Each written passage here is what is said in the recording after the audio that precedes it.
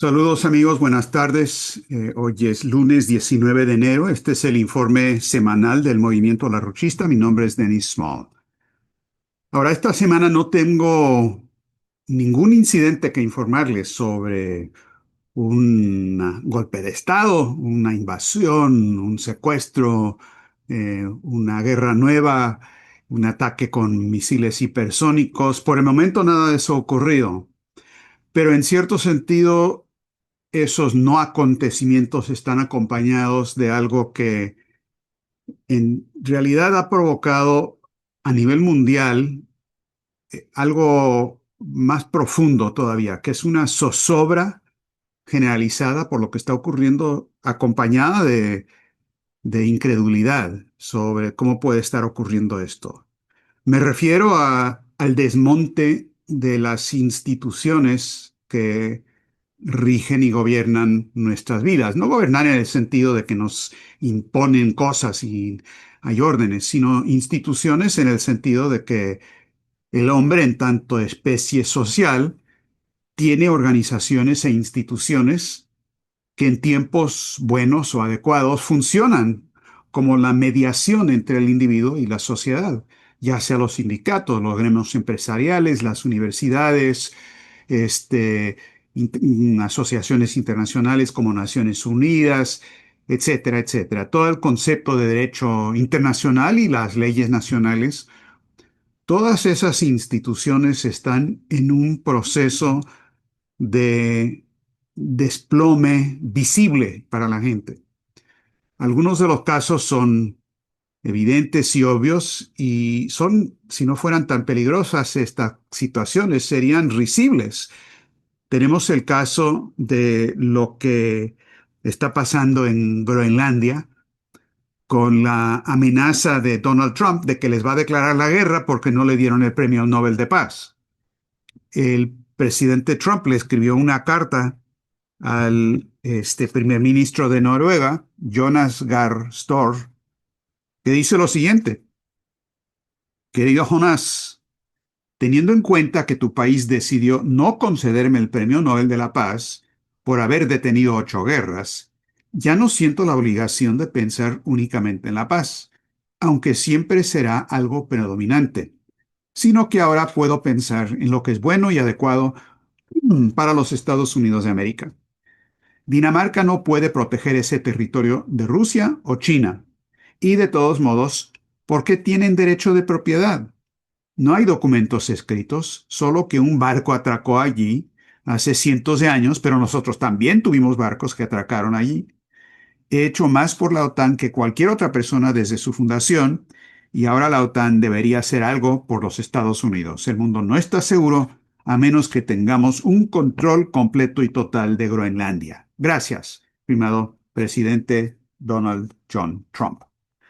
Ahora, a primera vista uno se tiene que preguntar si esto no es fake news, si realmente podría decir algo así de imposible el presidente de Estados Unidos, pero desafortunadamente el presidente Trump ha dicho muchas cosas aparentemente imposibles.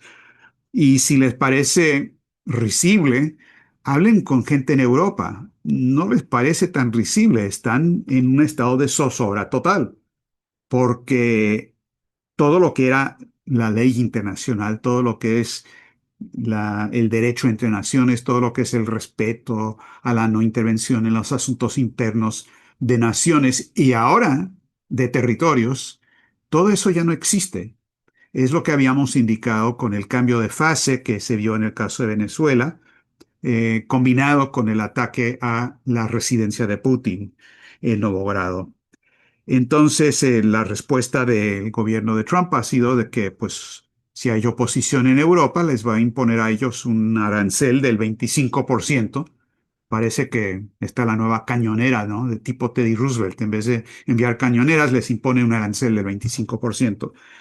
Pero realmente es impresionante los europeos, y no es que todos estén pensando bien, la mayoría están pensando muy mal en las posiciones de gobierno, pero sienten que todo se acabó. Aquí hay un terremoto político y social generalizado. No hay tierra firme que pisar. Y Esto es algo realmente muy profundo. Lo que pasa cuando una sociedad se sacude las instituciones y la gente no tiene nada con qué relacionarse para tratar de afectar la sociedad que nos rodea. En general actuamos a través de las instituciones. Cuando esas se descomponen, se desmoronan, la gente empieza a sentirse política y socialmente y psicológicamente un poco lo que le pasa a uno cuando hay un terremoto. Para quienes han vivido y han pasado por eso, creo que entienden que además del daño físico que eso causa, el terremoto provoca una desubicación, una zozobra generalizada, en parte porque las leyes normales de causa y efecto no funcionan. Y esto es lo que estaba pasando. La cuestión de esta nueva Junta de Gaza que Trump ha anunciado de que va a incluir, él va a ser el presidente de la Junta, por supuesto, pero va a incluir a cualquier país o individuo que pueda pagar sus $1.000 millones para poder tener su asiento en la Junta de Directores. Y se lo está ofreciendo a Lula, a Putin, y por supuesto a Carney de Canadá, o más bien del Banco de Inglaterra, porque de ahí viene a Tony Blair, que forma parte de esta junta también, y también a Milley, que forma parte de la junta. Y hay muchos que han comentado, y algo de verdad tiene, que Trump está queriendo reemplazar a las Naciones Unidas con esta junta, porque si se destruyen las instituciones existentes, pues algo tiene que reemplazarlas. Y la cuestión es qué, cuáles. Y lo que se está promoviendo aquí es algo que es realmente impresionante. Hay versiones, son falsas, se los aseguro, pero podrían ser ciertas, de que Larry Fink, el presidente de BlackRock, está ofreciendo a cualquier persona o país interesada que les va a prestar ese $1.000 millones para que se puedan comprar su asiento en la junta. Y claro, cuando ya no pueden pagar lo que deben a Larry Fink, pues ellos van a tomar ese asiento y Larry Fink va a estar ahí 7 veces. O sea, esto es una cosa de locos, verdaderamente. Em, la idea de zozobra, estuve buscando, porque creo que esa es la palabra apropiada. Busqué en la Real Academia Española de la Lengua. Dice lo siguiente, zozobra. Inquietud, aflicción y congoja del ánimo, que no deja sosegar, o por el riesgo que amenaza, o por el mal que ya se padece.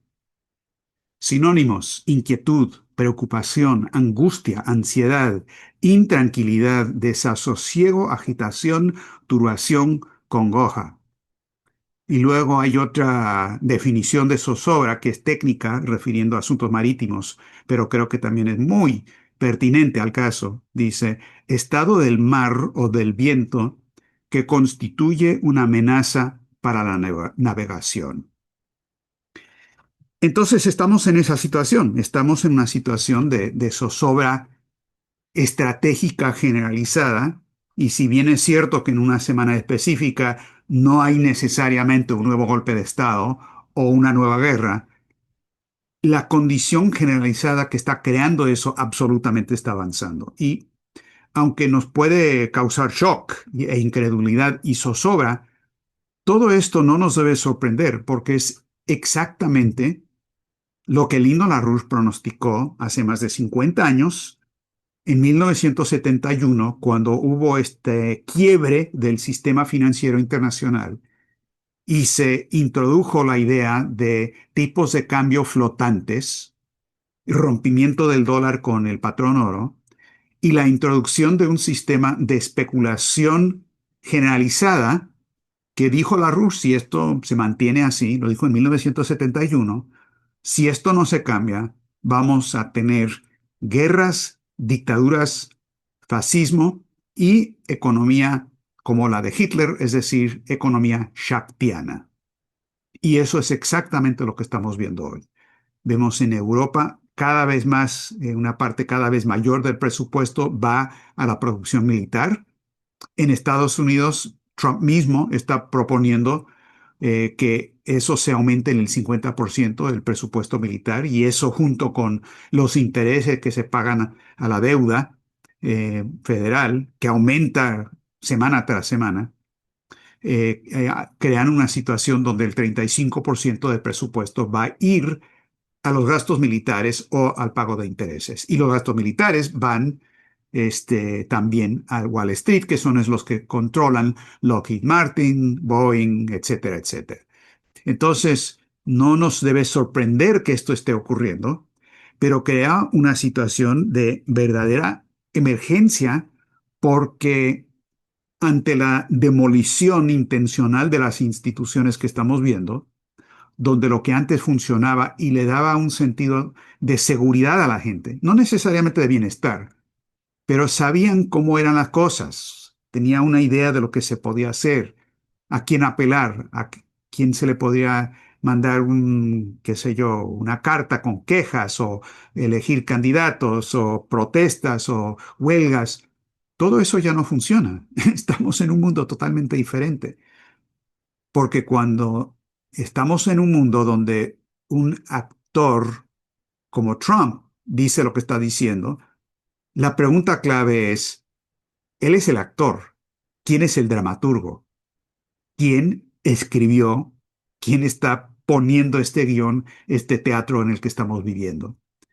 Y eso se remonta, como lo hemos insistido muchísimas veces, en la desintegración del sistema financiero internacional que ahora llega a 2.400 billones de dólares de agregados financieros que no solamente no tienen manera de pagarse, sino que la manera de inflar el globo para que eso no estalle hace que la situación empeore semana tras semana, día tras día, e impone a los actores que tienen que hacer ciertas cosas aunque ellos mismos no sepan lo que está pasando.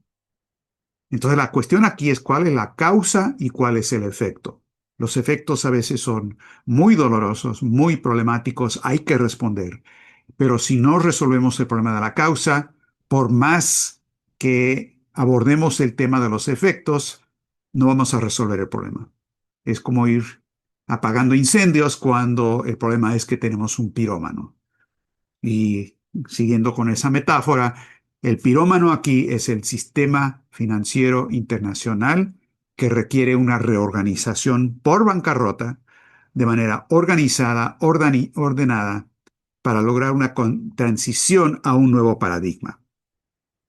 Ahora, ¿cuáles son los puntos muy delicados en todo esto? Bueno, les decía, Groenlandia, tenemos lo de Gaza y esa junta que están queriendo armar.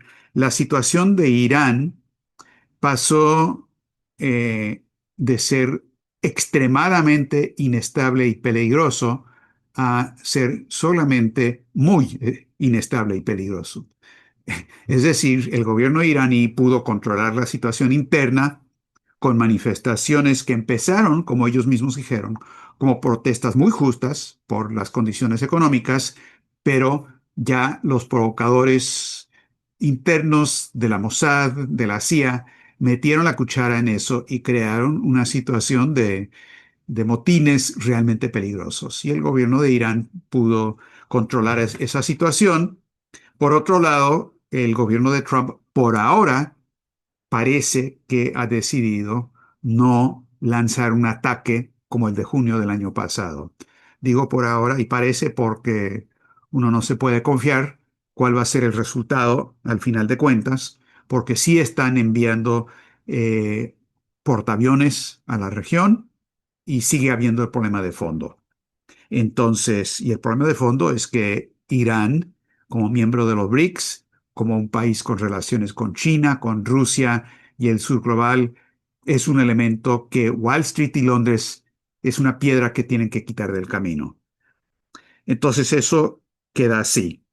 La situación de Venezuela, bueno, también por el momento hay una calma muy peligrosa, puede ser la calma previa a otra tormenta y muy posiblemente puede haber otro ataque a Venezuela, yo no lo descarto, en cualquier momento. Lo que sí es cierto es que la administración este, Federal de Aviación de Estados Unidos, que va por las siglas de FAA, en Estados Unidos, emitió una notificación, NOTAM les llama, aviso a los aviadores, que estableció que miles de kilómetros cuadrados de aguas frente a las costas del Pacífico, desde México, bajando por toda Centroamérica, bajando por Colombia, Perú y hasta Ecuador, y más al sur a Perú, este, son área de peligro en este momento y recomiendan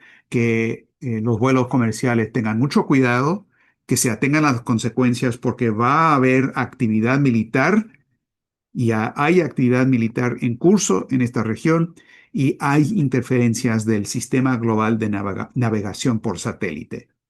Entonces, ¿por qué y cómo? Pues porque sí, porque anunciaron que sí. Entonces, ya esto es una indicación de también pueden ser algunas de las consecuencias. Quiero hablar un poco de Estados Unidos, porque hace una semana medio como que bromeábamos que que Trump estaba dispuesto a lanzar una invasión a cualquier país, llámese Venezuela, Cuba, México, Colombia, Nigeria, Somalia y el estado de Minnesota en Estados Unidos. Y bueno, lo dijimos medio en broma, pero ya la broma pasó, porque eso es exactamente lo que está amenazando con hacer por la situación de Minnesota, donde las actividades de ICE, incluido este asesinato a sangre fría de una manifestante, ha provocado muchas protestas y manifestaciones en Minnesota y lo último que supe es que Trump tiene 1.500 tropas listas en el estado de Alaska, pero tropas del ejército, no Guardia Nacional federalizada, sino tropas del ejército de Estados Unidos listas para entrar para controlar la situación. Para eso se tiene que activar la ley de insurrección de Estados Unidos, declarar básicamente un estado de emergencia o de conmoción para que pueda hacer eso Trump. Pero estamos a punto de que eso ocurra. Ahora, esto no es una situación de blanco y negro, porque también hay una situación donde hay provocaciones orquestadas del otro lado. Y es más, muchos de los mismos manifestantes que están protestando por lo de ICE nos han dicho a nosotros que lo que más les preocupa es provocadores insinuados dentro de las protestas que pueden desatar un caos y una guerra total con la policía o con el ejército o lo que sea. También porque las autoridades estatales de Minnesota, que están en manos de demócratas, no están participando en las actividades de ICE. Han habido llamados en radio y todo lo demás en varios estados de que las tropas federales deben intervenir para arrestar y encarcelar a los jefes de policía que se niegan a aplicar las detenciones por parte de ICE. Ahora, esto ya es solicitar que se desate una guerra civil en Estados Unidos y tenemos una situación realmente muy peligrosa. Eh, Por ejemplo, en la ciudad de Filadelfia, un grupo que se llama las Panteras Negras. Este es un grupo que eran muy negros, muy militantes de los 60s y 70s en Estados Unidos. Este, Ellos supuestamente dijeron que van a entrar para defender con el uso de armas a las víctimas de ICE. Pero hay solo un problema, que las Panteras Negras no existen. No han existido desde los 70s. Entonces, de la misma manera que el Baader-Meinhof en Alemania era un grupo que no existía y que supuestamente secuestró y mató a este Ponto bueno, en Alemania, a Haushofer y Ponto también.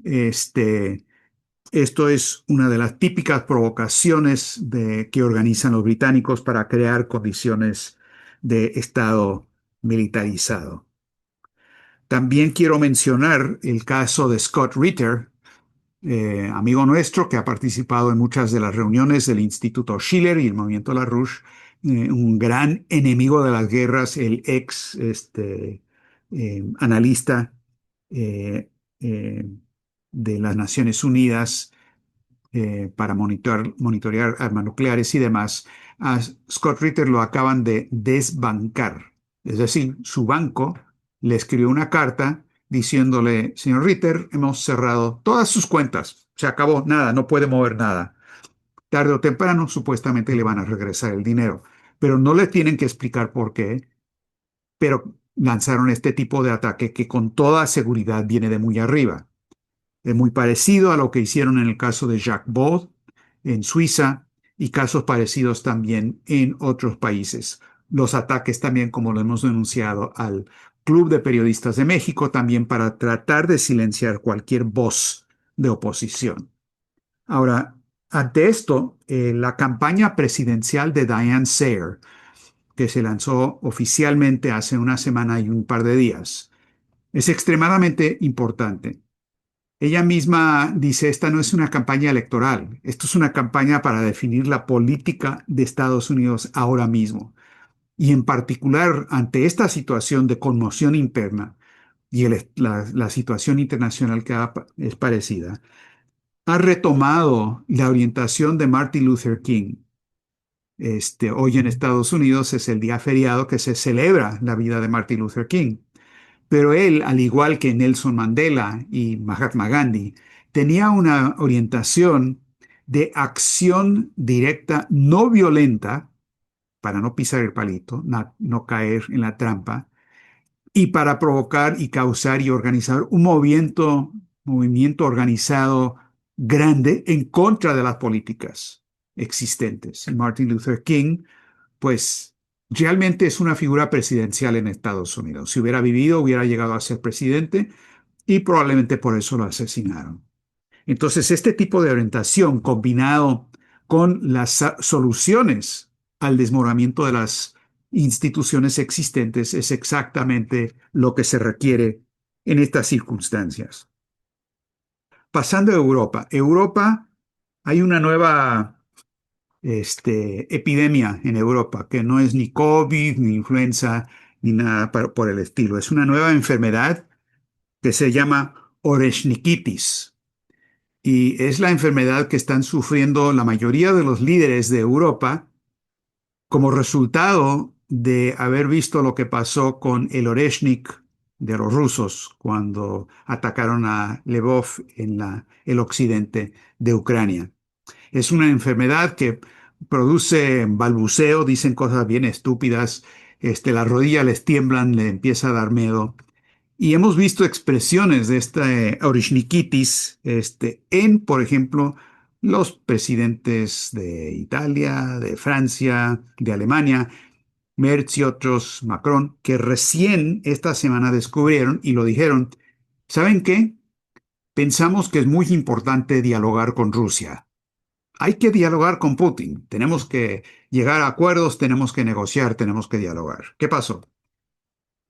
¿Les entró la razón a la cabeza? No, yo más bien diría que fue un ataque de Oreshnikitis, además de lo de Groenlandia y además del hecho de lo que está pasando en el teatro de guerra de Ucrania, donde se están quedando sin luz, o sea, no hay electricidad en Ucrania, no tienen soldados, no tienen armas, porque también han bajado las ventas, y no hay luz porque Rusia ha destruido muy buena parte de la capacidad industrial, militar e infraestructural de Ucrania. Entonces, todos estos elementos de realidad han creado una situación donde Merz dice hay que hablar, donde Macron dijo hay que hablar. El único que no es Starmer del Reino Unido, porque pues tienen otra orientación hasta el momento. Y el Kremlin, Peskov, respondió diciendo, pues muy bien, aquí estamos dispuestos a hablar, claro que sí, cuando ustedes quieran hacerlo.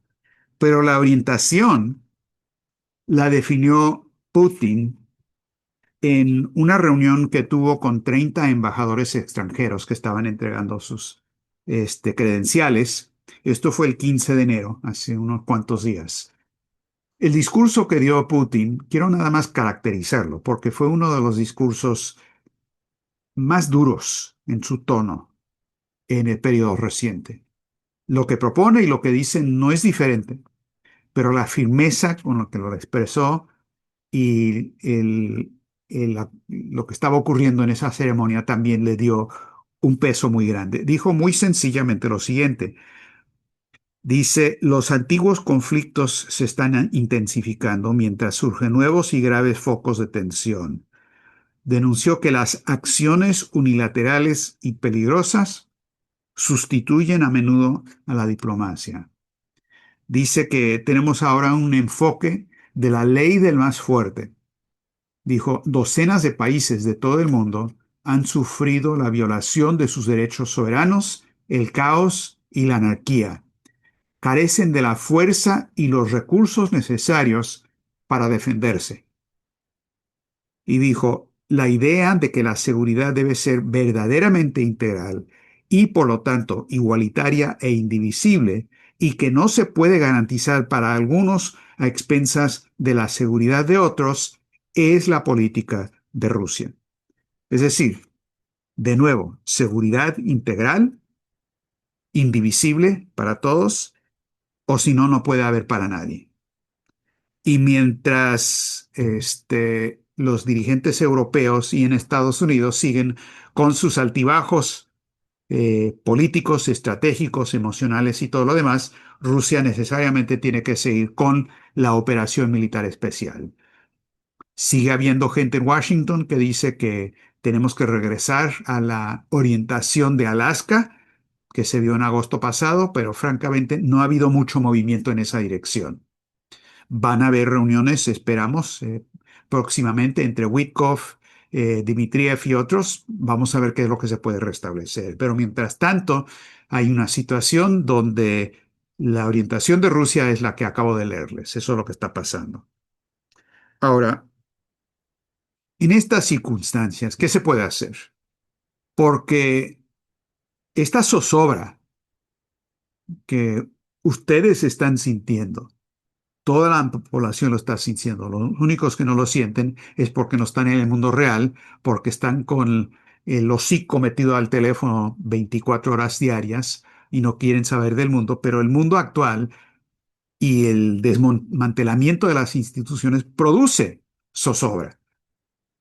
Ahora, ante la desaparición de esas instituciones existentes, o simplemente aceptamos lo que los dueños del cáncer especulativo piensan imponer, que es la ley de la selva, que es la economía shaktiana, que es Gaza en el mundo entero, que es Auschwitz en el mundo entero, que es la eliminación de la soberanía nacional en todo el mundo, es el mundo de Tucídides, es el mundo de Hobbes. O aceptamos eso, o le echamos cabeza y nos unimos para organizar las necesarias instituciones que sí pueden representar las diferentes naciones en su soberanía, respetando esa soberanía y desarrollando las capacidades productivas de cada nación.